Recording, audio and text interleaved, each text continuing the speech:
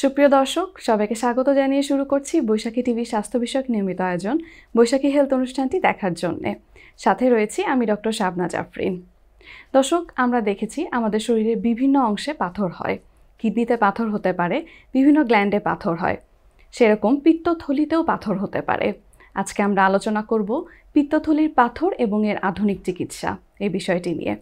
এই বিষয়টিতে কথা বলার জন্য আমাদের সাথে রয়েছেন একজন বিশেষজ্ঞ চিকিৎসক। আমাদের সাথে আছেন doctor M Mahbubur Rahman, laparoscopic general breast and colorectal surgeon, আবাসিক surgeon, RS general surgery, Shaheed Suhrawardy medical college হাসপাতাল, ঢাকা। চলুন আমরা স্যারের সাথে পরিচিত হই। স্যার, আপনাকে আমন্ত্রণ জানাচ্ছি আমাদের আজকের অনুষ্ঠানে। ধন্যবাদ আপনাকে, ধন্যবাদ বৈশাখী হেলথকে আমাকে আমন্ত্রণ জানানোর জন্য। স্যার, আমি একটু আগে যেমনটি বলছিলাম যে আমাদের শরীরে বিভিন্ন অংশে পাথর হতে পারে। আজকে আমরা স্যার আলোচনা করব পিত্তথলির পাথর এবং এর আধুনিক চিকিৎসা নিয়ে। স্যার, আমরা আমাদের মূল আলোচনায় যাবার আগে আপনার কাছ থেকে শুনে নেব পিত্তথলি কি, এর কাজ কি? আসলে আমাদের পিত্তথলি হচ্ছে আমাদের একটি সবুজাভ একটা অঙ্গ, যেটা নাশপাতি আকৃতির এবং সেটা লিভারের নিচে থাকে, এবং আমাদের লিভার থেকে যে পিত্ত রস নিঃসরণ হয় তার কাজ হচ্ছে পিত্তথলির কাজ হচ্ছে সেই রসটাকে ঘনীভূত করা এবং সেটা সেখানে সংগ্রহ করা। এবং এই পিত্তরসের কাজটা হচ্ছে যে আমরা যে চর্বি জাতীয় খাবার খাই সেই চর্বিজাতীয় খাবারটাকে হজমে সহায়তা করা। স্যার, এই যে পিত্তথলির কথা আপনি বলছেন, কি কি ধরনের রোগ হতে পারে পিত্তথলিতে? পিত্তথলির আসলে অনেক ধরনের রোগ হতে পারে। তো তার মধ্যে হচ্ছে আমাদের পিত্তথলির প্রদাহ একটি রোগ, এবং অনেক সময় পিত্তথলির সংক্রমণ হয়, যেমন ব্যাকটেরিয়াজনিত সংক্রমণ হতে পারে। এবং পিত্তথলির একটি কমন রোগ আমাদের দেশে হয়ে থাকে, সেটি হচ্ছে পিত্তথলির পাথর।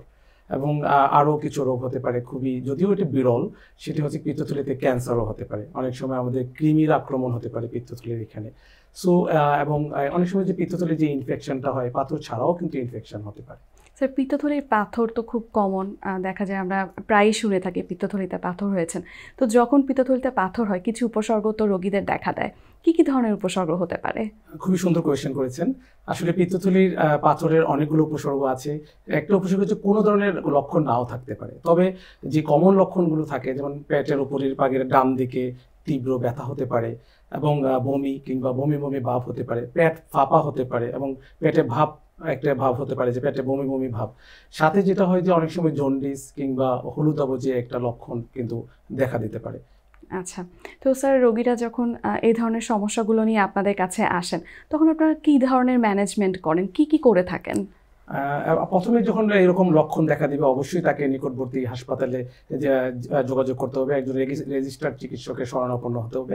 শুরুতে যদি এরকম লক্ষণ দেখা দেয়, আমরা হচ্ছে প্রথমে পরীক্ষা নিরীক্ষা করি যে পিত্তথলির পাথরটা আসলে হয়েছে কিনা। খুবই সহজভাবে একটা আলট্রাসোনোগ্রাম করেই কিন্তু আমরা পিত্তথলির পাথরটাকে ধরতে পারি, খুবই সহজ। এটা আসলে উপজেলা পর্যায়ে কিন্তু হয়ে থাকে। সো পিত্তথলির পাথর যদি হয়, সেক্ষেত্রে আমরা এরকম ইনফেকশন হয়, যদি এটা একিউট একটা কন্ডিশন যদি হয়, তাহলে সেক্ষেত্রে আমরা পেশেন্টকে শুরুতে যেটা করি যে পেশেন্টকে মুখে না খাইয়ে রাখি, যেটাকে আমরা NPO বলি, এবং আমরা ফ্লুইড দিই। সাথে আমরা পেশেন্টের কিন্তু যেহেতু ব্যথা হয়, এই জন্য আমরা ব্যথানাশক ওষুধ দিই, এবং অনেক সময় আমরা অ্যান্টিবায়োটিক দিয়ে থাকি। পরবর্তীতে এই যে অ্যাকিউট যে প্রদাহটা, এবং এই প্রদাহটা যখন কন্ট্রোল হয়ে যাবে, আমরা পরবর্তীতে এই পিত্তথলিটাকে সার্জারি করার মাধ্যমে অপসারণ করে ফেলি।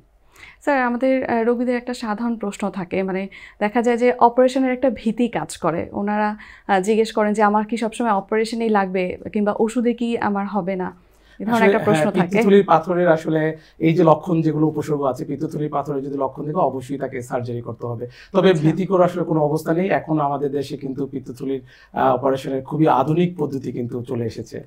অনেক আধুনিক চিকিৎসা তো আমাদের দেশে হয়ে থাকছেন।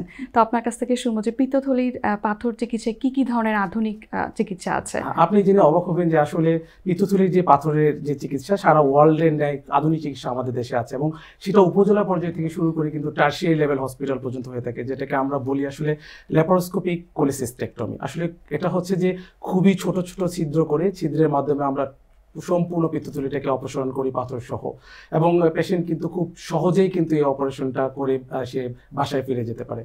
এবং তার এই অপারেশনের অনেকগুলো কিন্তু সুবিধা রয়েছে।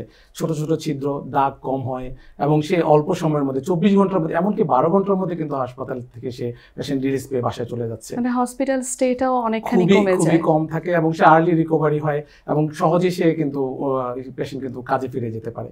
তো এই আধুনিক চিকিৎসা কিন্তু আমাদের দেশে এখন খুবই জনপ্রিয়তা লাভ করেছে। স্যার যদি একজন রোগী মানে চিকিৎসাটা ঠিক টাইমে না নেয়, মানে দেখা যায় যে উনি ডক্টরের কাছে যাচ্ছে না, তো কি কি ধরনের জটিলতা হতে পারে? খুবই ভালো কোয়েশ্চেন করেছেন। আসলে এই পিত্তথলির পাথর যদি সময় মতো চিকিৎসা না করা হয়, এই পিত্তথলির পাথর থেকে কিন্তু ইনফেকশন হয়ে যে পিত্তথলি যেটা আমরা গল ব্লাডার বলে থাকি পুরো পচে যেতে পারে, পচে পুজ হয়ে যেতে পারে, যেটাকে আমরা গ্যাংগ্রিন বলি। এবং অনেক সময় এই পিত্তথলির পাথরটা কিন্তু পিত্তনালীতে চলে যেতে পারে, এবং পিত্তনালীতে গেলে সেক্ষেত্রে আমাদের যেই পিত্তনালীতে ইনফেকশন হতে পারে এবং পুরা জায়গাটা যদি ব্লক হয়ে যায় তাহলে আমাদের কিন্তু জন্ডিস দেখা দিতে পারে, এবং সেটা কিন্তু আসলে একটা মৃত্যুর কারণ পর্যন্ত হয়ে যেতে পারে। তাহলে সময় মতো চিকিৎসা না করলে কিন্তু এই ধরনের বিপদের মধ্যে সম্মুখীন হতে পারে। স্যার আমাদের রোগীদের একটা প্রশ্ন থাকে যে কি করলে তাহলে আমার এই পাথরটা হবে না? আসলে এর আগে জানতে হবে যে আসলে পিত্তথলির পাথর কেন হয়। কিছু রিস্ক ফ্যাক্টর আছে, আমরা এটাকে 5F দিয়ে বলি, যেমন ফিমেল, ফেয়ার, যারা ফর্সা ত্বকের অধিকারী, এবং যারা হচ্ছে 40 ঊর্ধ্ব, এবং যাদের হচ্ছে প্রজননক্ষম মহিলা, এবং অনেক সময় এমন হয় যে যারা অ্যালকোহলিক কিংবা ধূমপান করে, এবং হচ্ছে যারা স্থূলকায়, তাদের ক্ষেত্রে কিন্তু কোলেস্টেরলের পরিমাণটা বেড়ে যায়। তো কোলেস্টেরল হচ্ছে মূল culprit for the stone formation. So আমরা শরীরে কোলেস্টেরলের মাত্রাটা কিন্তু নিয়ন্ত্রণে আনতে হবে, তাহলে সেক্ষেত্রে পিত্তথলি পাথরের ঝুঁকি অনেকটাই কমে যায়। এবং আরেকটা জিনিস হচ্ছে যে আমরা যদি প্রতিরোধ করতে চাই, আমাদের অবশ্যই সুষম খাদ্যাভ্যাসের একটা অভ্যাস করতে হবে, এবং আমাদের কায়িক পরিশ্রম করতে হবে। অলস জীবনযাপন কিন্তু পিত্তথলি পাথরের একটা কারণ। বাইরে খাওয়াটা বেশি হয় অবশ্যই, এবং ফ্যাটি ফুড আমাদেরকে কিন্তু, যেটা হচ্ছে স্পাইসি ফুড অনেক খেয়ে থাকে, ফাস্ট ফুড, সেটা আমাদেরকে কিন্তু অ্যাভয়েড করতে হবে, তাহলে সেক্ষেত্রে পিত্তথলি পাথর হওয়ার সম্ভাবনা অনেক কমে যায়। স্যার ল্যাপ্রোস্কোপিক যে সার্জারি, এটা নিয়ে আপনার কাছ থেকে আরেকটু বিস্তারিত শুনবো। অবশ্যই, এবং বাংলাদেশে এটাকে ল্যাপ্রোস্কোপিক কোলিসিস্টেক্টমিকে gold standard treatment for gall bladder disease বলা হয়। পিত্তথলি পাথরের গোল্ড স্ট্যান্ডার্ড ট্রিটমেন্ট এটা হচ্ছে যে খুব ছোট ছোট ছিদ্র করে আমরা পুরো পিত্তথলিটাকে মেশিনের সাহায্যে অপসারণ করে থাকি, এবং এটা সারা বিশ্বে নেই, আমাদের দেশে কিন্তু খুবই জনপ্রিয়। এবং এটা এই ল্যাপ্রোস্কোপিক কোলিসিস্টেক্টমি করার পরে রোগী খুব সহজে বাসায় ফিরে যেতে পারে, এবং অবশ্যই এবং তার হসপিটাল স্টে, আপনি অলরেডি বলেছেন, হসপিটাল স্টে কম, এবং এটা কিন্তু কস্টলি না। আমরা যে কেটে অপারেশন এটা একটা প্রশ্ন থাকে যে যেহেতু আধুনিক চিকিৎসা হয়তো বা বেশি খরচ হবে কিনা আমাদের। একদমই না, বরঞ্চ যে কেটে করা এবং মেশিন দিয়ে করার খরচ প্রায় কাছাকাছি, কিন্তু সুবিধা কিন্তু মেশিন দিয়ে করার অনেক। একটা বিশাল কাটা তার চেয়ে একটা ছোট ছিদ্র করে করা, অবশ্যই আমরা ছোট ছিদ্রটাকে প্রেফার করব। গোল্ড স্ট্যান্ডার্ড ট্রিটমেন্ট আমি আপনাকে বারবার বলেছি। ল্যাপ্রোস্কোপিক কিন্তু সারা ওয়ার্ল্ড কিন্তু ল্যাপ্রোস্কোপিক ট্রিটমেন্টকেই করে থাকে, আমাদের বাংলাদেশে কিন্তু তাই হচ্ছে। আচ্ছা স্যার, রোগীদের একটি কমন প্রশ্ন থাকে যে আমার পিত্তথলি এত কেটে ফেলেছে, এখন ভবিষ্যতে আমার কোনো ধরনের কোনো সমস্যা হবে কিনা? আপনি খুবই ভালো একটা কোয়েশ্চেন করেছেন। অনেক রোগীরাই আমাদেরকে এটা বলে থাকে। আসলে পিত্তথলি যদি অপসারণ করা হয় তাহলে রোগীর তেমন কোনো প্রবলেম হয় না। যেটা হয় যে পিত্তথলির মূল কাজটা আমি আপনাকে বলেছি যে এটা আমাদের যে খাদ্য, চর্বি জাতীয় খাবারটাকে হজম করতে সহায়তা করা।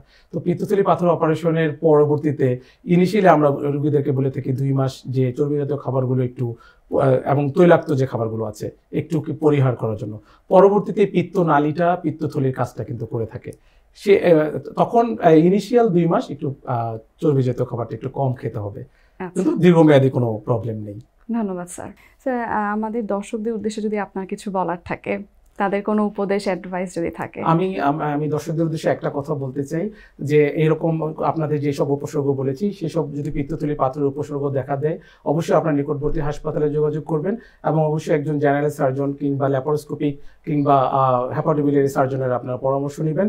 এবং এটা খুবই আধুনিক চিকিৎসা আমাদের দেশে প্রচলিত আছে, এবং ল্যাপারোস্কোপিক কোলিসিস্টেক্টমি আপনি অবশ্যই এই অপারেশনটি আপনি নিকটবর্তী হসপিটাল কিংবা টারশিয়ারি হসপিটালে যোগাযোগ করেন। ভয়ের কোনো কারণ নেই, এবং অবশ্যই যেসব ঝুঁকি আছে সেগুলো থেকে নিজেকে মুক্ত রাখুন। ভালো থাকুন, সুস্থ থাকুন। আচ্ছা, আপনাকে অনেক ধন্যবাদ, আপনি আপনার মূল্যবান সময় আমাদেরকে দিয়েছেন। ধন্যবাদ আপনাকেও, এবং ধন্যবাদ বৈশাখী টিভিকে, এই বৈশাখী হেলথ এত সুন্দর একটা প্রোগ্রামে আমাকে আমন্ত্রণ জানানোর জন্য। ধন্যবাদ স্যার। ধন্যবাদ। দর্শক, এতক্ষণ আপনারা দেখছিলেন আমাদের পিত্তথলিতে পাথর এবং এর আধুনিক চিকিৎসা, এই বিষয়টি নিয়ে আমরা কথা বলছিলাম। আশা করি আমাদের এই আলোচনা আপনাদের কিছুটা হলেও উপকারে দিবে। আগামী পর্ব দেখার আমন্ত্রণ জানিয়ে আজকের মতো এখানেই বিদায় নিচ্ছি। সবাই ভালো থাকুন, সুস্থ থাকুন, এবং বৈশাখী টিভির সঙ্গেই থাকুন। আল্লাহ হাফেজ।